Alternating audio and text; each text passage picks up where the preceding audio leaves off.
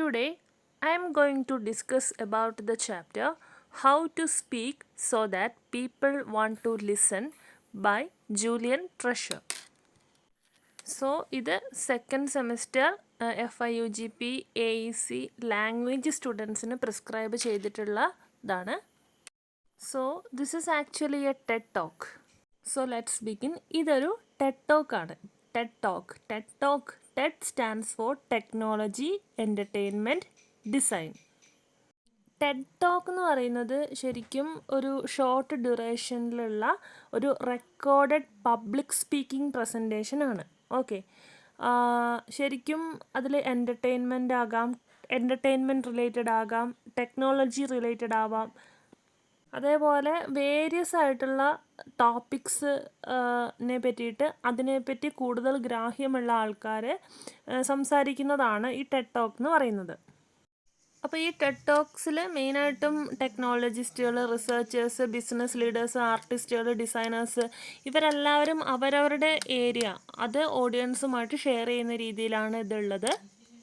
അപ്പോൾ ഈ ഒരു പർട്ടിക്കുലർ ഇതെന്ന് പറയുന്നത് ഒരു നോൺ പ്രോഫിറ്റ് ഓർഗനൈസേഷനാണ്. അതിൻ്റെ ഒരു മേജർ ഗോൾ ഓർ എയിം എന്ന് പറയുന്നത് inform and educate the audience.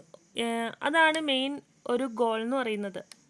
അപ്പോൾ ഓഡിയൻസിന് ഇൻഫോർമേറ്റീവ് ആയിട്ടുള്ള രീതിയിലുള്ള പല ടോപ്പിക്സും ഷെയർ ചെയ്യുക, ആ ഒരു ഒരു ഗോൾ മാത്രമാണ് ഇതിൻ്റെ പിന്നിൽ ഉള്ളൂ. അപ്പോൾ നമുക്ക് ഏതായാലും ഇതിലേക്ക് കടക്കാം. This talk actually begins by mentioning about human voice. അതിനെ ഇൻട്രൊഡ്യൂസ് ചെയ്തുകൊണ്ടാണ് ഈ ഒരു പെർട്ടിക്കുലർ ടെഡ് ടോക്ക് ബിഗിൻ ചെയ്യുന്നത്. ഹ്യൂമൻ വോയിസിനെ ഡിസ്ക്രൈബ് ചെയ്യുന്നത് the most powerful sound in the world എന്നുള്ള രീതിയിലാണ്.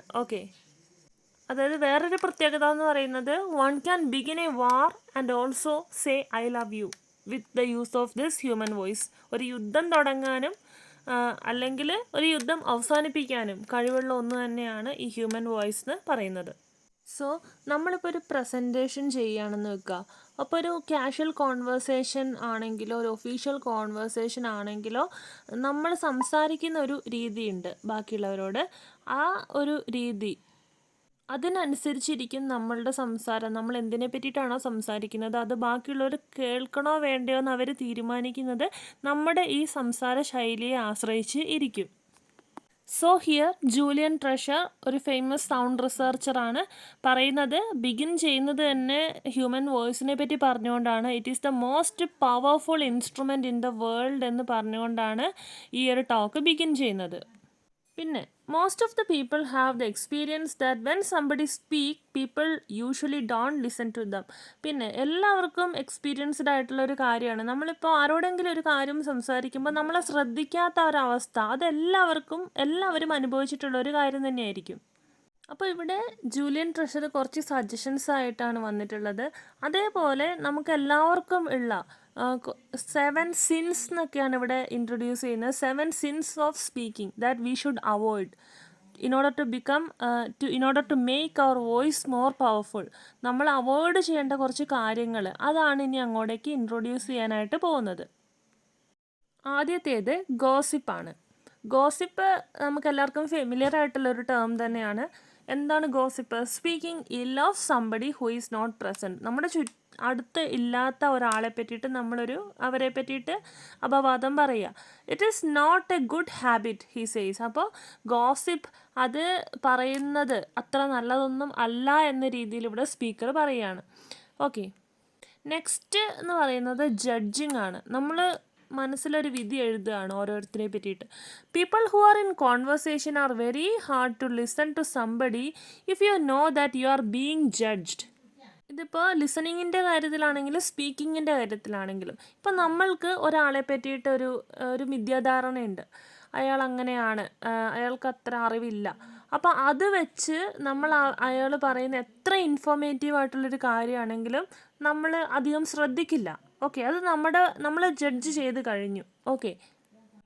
അതേപോലെ ഇപ്പം നമുക്ക് തോന്നുകയാണ് അവർക്ക് ഇതേപോലെയുള്ള ഒരു അഭിപ്രായമാണ് നമ്മളെ പറ്റിയിട്ടുള്ളത്. അപ്പം നമുക്ക് അവരോട് സംസാരിക്കുമ്പോഴും നമ്മളുടെ ഉള്ളിൽ ഇതാണ്, അവരുടെ മനസ്സിൽ നമ്മളെപ്പറ്റി ഇങ്ങനെയാണ്. അതുകൊണ്ട് നമുക്ക് അവരോട് ഓപ്പണായിട്ട് സംസാരിക്കാനും വളരെയധികം ബുദ്ധിമുട്ടായിരിക്കും. നെഗറ്റിവിറ്റി. അടുത്തതാണ് നെഗറ്റിവിറ്റി എന്ന് പറയുന്നത്. ഒഴിവാക്കേണ്ട അടുത്ത സിന്നാണ് negativity. Negativity refers to the mind set, attitude or behaviour that focuses on the bad unpleasant aspects of a situation. ഏത് കാര്യത്തെ പറ്റിയിട്ടാണെങ്കിലും ഒരാൾക്ക് പോസിറ്റീവായിട്ടും ചിന്തിക്കാം, നെഗറ്റീവായിട്ടും ചിന്തിക്കാം. അപ്പോൾ എന്തിനെ പറ്റിയിട്ടാണെങ്കിലും ഒരു നെഗറ്റിവിറ്റി സ്പ്രെഡ് ചെയ്യുന്ന രീതിയിലുള്ള തിങ്കിങ്ങും ടോക്കിങ്ങും അത് നല്ലതല്ല എന്നുള്ള രീതിയിലാണ് ഇവിടെ പറയുന്നത്. And the fourth one is complaining. നെഗറ്റിവിറ്റീൻ്റെ വേറൊരു മൈനർ വേർഷനാണ് ഈ കംപ്ലൈനിങ് എന്ന് പറയുന്നത്. It refers to the act of dissatisfaction, discontent or unhappiness about something. അതായത് നമ്മളൊക്കെ ഒരു തൃപ്തിയില്ലായ്മ, നമുക്ക് സാറ്റിസ്ഫാക്ഷൻ ഇല്ല, അപ്പം നമ്മളിങ്ങനെ കുറ്റം പറഞ്ഞുകൊണ്ടിരിക്കും.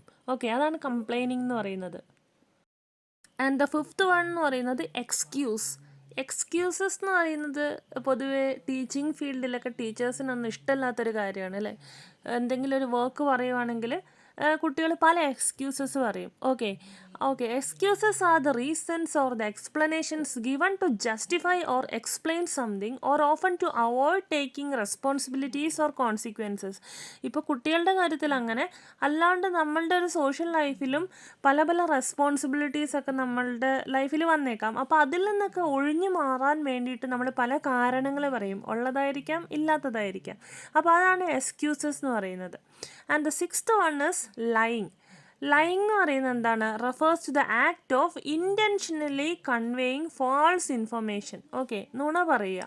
നമുക്ക് മനഃപൂർവ്വം, നമുക്കറിയാം അത് തെറ്റാണ്, എന്നാലും നമ്മൾ ആ ഫാൾസ് ഇൻഫർമേഷൻ ഷെയർ ചെയ്യുക. എന്തിനാണ്? വഴിതെറ്റിച്ച് വിടുക, അല്ലെങ്കിൽ ഡിസീവിങ്, ഒരാളെ ചതിക്കുക, ആ ഒരു ഉദ്ദേശത്തിലൊക്കെയാണ് കള്ളം പറയാറ്. And the seventh one is dogmatic beliefs എന്നൊക്കെ കേട്ടിട്ടുണ്ട് അല്ലേ. അപ്പോൾ ഡോഗ്മാറ്റിസം എന്ന് പറയുന്നത് it is the tendency to hold strong uncompromising beliefs or opinions without considering alternative perspectives or evidence. Okay, so dogmatism എന്ന് പറയുന്നത് it is a kind of strong belief in something. അതായത് ഓരോരുത്തർക്കും കുറേ വിശ്വാസങ്ങളുണ്ട്. അതായത് മേ ബി റിലീജിയസ് ആയിട്ട് നമുക്ക് തെളിവുകളൊന്നും ഇല്ലെങ്കിലും നമ്മളത് അങ്ങനെ തന്നെയാണ് എന്നിങ്ങനെ ഗാഢമായിട്ട് വിശ്വസിച്ച് പോകുന്ന കുറേ കാര്യങ്ങളുണ്ട്. ഓക്കെ, നമ്മളുടെ വിശ്വാസമായിരിക്കില്ല വേറൊരാൾക്ക്. അങ്ങനെ ഒത്തിരി ഉണ്ട് റിലീജിയസ് ഡോഗ്മ. അതായത് ഓരോ ഏരിയയിലുണ്ട് ഇതേപോലെ. പക്ഷേ ഒരു വ്യക്തമായിട്ടുള്ളൊരു എവിഡൻസോ കാര്യങ്ങളോ ഒന്നും തന്നെ ഇല്ലാണ്ട് നമ്മൾ സ്ട്രോങ് ആയിട്ട് ചില വിശ്വാസങ്ങളിലേക്ക് പോകുന്നുണ്ട്. അതാണ് ഈ ഡോഗ്മാറ്റിസം എന്ന് പറയുന്നത്. Next, he suggests 4 powerful cornerstones or foundations that we can stand on if we want our speech to be powerful and make change in the world. അപ്പോൾ ഇവിടെ മെയിനായിട്ടും 4 കാര്യങ്ങൾ ആണ് മെയിനായിട്ട് പറയുന്നത്. എന്തിന്? In order to make our speech more powerful. നമ്മുടെ speech അത് മോർ പവർഫുൾ ആക്കാനുള്ള 4 critical components to make an effective speech. അതിനെ പറ്റിയിട്ടാണ് ഇവിടെ ജൂലിയൻ ട്രഷർ പറയുന്നത്. അപ്പോൾ ഒരു വേർഡ് ഇവിടെ ഇൻട്രൊഡ്യൂസ് ചെയ്യാണ്, HAIL, ഹെയിൽ എന്ന് പറയുന്ന വേർഡാണ് ഇവിടെ പറയുന്നത്. അപ്പോൾ ആ ഒരു വേർഡിൽ ഇതെല്ലാം ഉൾപ്പെടുന്നുണ്ട്. ഓക്കെ, അപ്പോൾ ഒരു ഡെഫിനിഷൻ പറയുകയാണ്. ഈ പെർട്ടിക്കുലർ ഹെയിൽ എന്ന് പറയുന്നൊരു വേർഡിനെ വെച്ചിട്ടൊരു ഡെഫിനിഷനാണ് പറയുന്നത്. The definition is to greet or acclaim enthusiastically. It stands for 4 things. Okay, അപ്പോൾ ഈ ഹെയിൽ എന്ന് പറയുന്നൊരു പെർട്ടിക്കുലർ വേർഡ്, സോ ഹെയിൽ എന്ന് പറയുന്ന പെർട്ടിക്കുലർ വേർഡിൻ്റെ ഒറിജിനൽ ലെക്സിക്കൽ മീനിങ്, ഡിക്ഷണറി മീനിങ്ങിൻ്റെ അപ്പുറത്ത് വേറൊരു ഡെഫിനിഷൻ ഇവിടെ ഹെയിലിന് കൊടുക്കുകയാണ്. എന്താണ്? To greet or acclaim enthusiastically. ആ ഒരു ഡെഫിനിഷനാണ് ഈ ഒരു ഹെയിൽ എന്ന വേർഡിന് ഇവിടെ കൊടുക്കുന്നത്.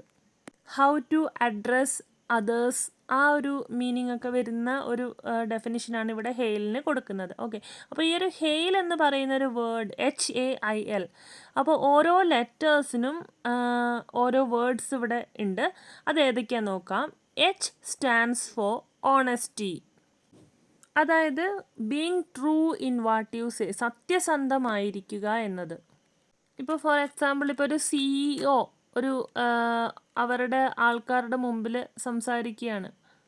അവരുടെ എംപ്ലോയീസിൻ്റെ മുമ്പിൽ ഏതെങ്കിലും ഒരു പെർട്ടിക്കുലർ ഓർഗനൈസേഷനെ പറ്റി സംസാരിക്കുമ്പോൾ അവരുടെ ടഫ് ടൈംസ് ഉണ്ടാകാം, അവരുടെ ഈസി ടൈംസ് ഉണ്ടാകും, എല്ലാത്തിനെ പറ്റിയിട്ടും ഓണസ്റ്റായിട്ട് സംസാരിക്കുക എന്നതൊരു ലീഡറിൻ്റെ കടമയാണ്. Okay, next letter A. A stands for authenticity. Authenticity എന്ന് ഉദ്ദേശിക്കുന്നത് ജസ്റ്റ് ബീങ് യുവർ സെൽഫ്സ് ആണ്. നമ്മളായിട്ട് തന്നെ നിന്ന് സംസാരിക്കാനായിട്ട് നോക്കുക.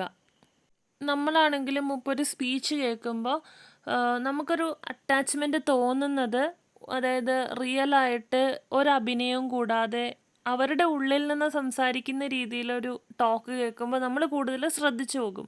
ഓക്കെ, അതാണ് ഒത്തൻറ്റിസിറ്റിൻ്റെ importance. Next is I. I stands for integrity. Integrity എന്ന് പറയുന്നത് ബീയിങ് യുവർ വേർഡ്. അതുകൊണ്ട് ഉദ്ദേശിക്കുന്നത് ഇൻറ്റഗ്രിറ്റി ശരിക്കും ഒരു വാല്യൂ ആണ്. Okay, it is a kind of trait that make people better version of themselves. നമുക്ക് എല്ലാവർക്കും നമ്മളുടെ ബെറ്റർ വേർഷൻ ഉണ്ടാവും, പുവർ വേർഷൻ ഉണ്ടാവും. ഒരു ബെറ്റർ ഹ്യൂമൻ ബീയിങ്. നമ്മൾ പറയുന്ന ഓരോ കാര്യങ്ങളും അത്രയും ആത്മാർത്ഥമായിട്ട്, ഇപ്പോൾ തെറ്റ് പറ്റിയാൽ അതിൻ്റെ ഉത്തരവാദി നമ്മൾ എന്ന രീതിയിൽ നമ്മളിപ്പോൾ ഈവൻ അപ്പോളജൈസ് ചെയ്യാനും മടിയില്ലാത്ത രീതിയിൽ നമ്മൾ പല കാര്യങ്ങളും സംസാരിക്കുന്നൊരു ശൈലി. ഓക്കെ, അതാണ്. Last one is L. L stands for love. ഇവിടെ ലവ് കൊണ്ട് ഉദ്ദേശിക്കുന്നത് നമ്മളുടെ ഓരോ ടോണിലും ഒരു വിഷ് ദം ലവ്, സ്നേഹം നിറഞ്ഞ ഒരു ശൈലിയിലായിരിക്കണം സംസാരിക്കുന്നതെന്ന് പറയും. അപ്പോൾ ഇതാണ് 4 corner stones or foundations Julian Treasure suggest ചെയ്യുന്നത്. So in addition to hail strategy, ഞാൻ നേരത്തെ പറഞ്ഞ ഹെയിൽ സ്ട്രാറ്റജി, അതിൻ്റെ പുറമെ ജൂലിയൻ ട്രഷർ വേറെ കുറച്ച് കാര്യങ്ങൾ കൂടെ റെക്കമെൻഡ് ചെയ്യുന്നുണ്ട്. അതെന്താണെന്ന് വെച്ച് കഴിഞ്ഞാൽ how they use their physical voice. Okay, നമ്മൾക്കൊരു അതാണ് ഇവിടെ രജിസ്റ്റർ കൊണ്ട് ഉദ്ദേശിക്കുന്നത്. ഓരോരുത്തരുടെയും സ്പീക്കിംഗ് സ്റ്റൈല് ഡിഫറെൻ്റ് ആണ്. റീജിയണൽ വെറൈറ്റീസ് ഉണ്ടാകാം, അതേപോലെ ടോൺ, ഹൈ പിച്ചിൽ സംസാരിക്കുന്നവരുണ്ടാകാം, ലോ പിച്ചിൽ സംസാരിക്കുന്നവരുണ്ടാകാം. അപ്പോൾ അതൊക്കെ നമ്മളുടെ ഓഡിയൻസിനെ നല്ല രീതിയിൽ ബാധിക്കുന്നുണ്ട് എന്നാണ് ഇവിടെ പറയുന്നത്. And one research found that lower register may make a voice sound more powerful and authoritative. അതായത് ഒരു ലോ ടോണിൽ സംസാരിക്കുന്നവരുടെ ഇത് കൂടുതൽ പവർഫുൾ ആണെന്നുള്ള രീതിയിലൊരു ഫൈൻഡിങ് ഇവിടെ എടുത്തു പറയുന്നുണ്ട്. അടുത്തതായിട്ട് he mentioned about some vocal warm-up exercises. ഏതൊരു സ്പീക്കറും ഒരു ടോക്കിന് മുമ്പ് പ്രാക്ടീസ് ചെയ്യേണ്ട കുറച്ച് വാം-അപ്പ് എക്സസൈസസ് ഇവിടെ സ്പീക്കർ പറയുന്നുണ്ട്. അതവിടെ ഓഡിയൻസിനെ കൊണ്ട് ചെയ്യിക്കുന്നതും കാണാം. ആദ്യം ആംസ് അപ്പ്, ഡീപ്പ് ബ്രീത്ത്, സൈ ഔട്ട്, ആ ഒരു എക്സസൈസ്. അടുത്തത് നമ്മളുടെ ലിപ്സ്, ടങ്, അതിനൊക്കെ എക്സസൈസ് ചെയ്യുന്ന രീതിയിലുള്ള കുറച്ച് എക്സസൈസസ് ഇവിടെ കാണാം. സോ അറ്റ് ദ എൻഡ് പറയുന്നത് അത്രമാത്രം പവർഫുൾ സ്പീക്കിംഗ് അത് കാഴ്ചവെച്ചാൽ മാത്രമാണ് ഒരു കോൺഷ്യസ് ആയിട്ടുള്ള ഒരു ലിസണിങ് അവിടെ സംഭവിക്കുകയുള്ളൂ. ആ സ്പീക്കർ അത്രമാത്രം പവർഫുൾ ആയിരിക്കണം ഓഡിയൻസിനെ പിടിച്ചിരുത്താൻ. എങ്കിൽ മാത്രമാണ് ഓഡിയൻസിന് അത് ലിസൺ ചെയ്യാനുള്ള ഒരു മനസ്സും വരികയുള്ളൂ. So with this TED Talk ends.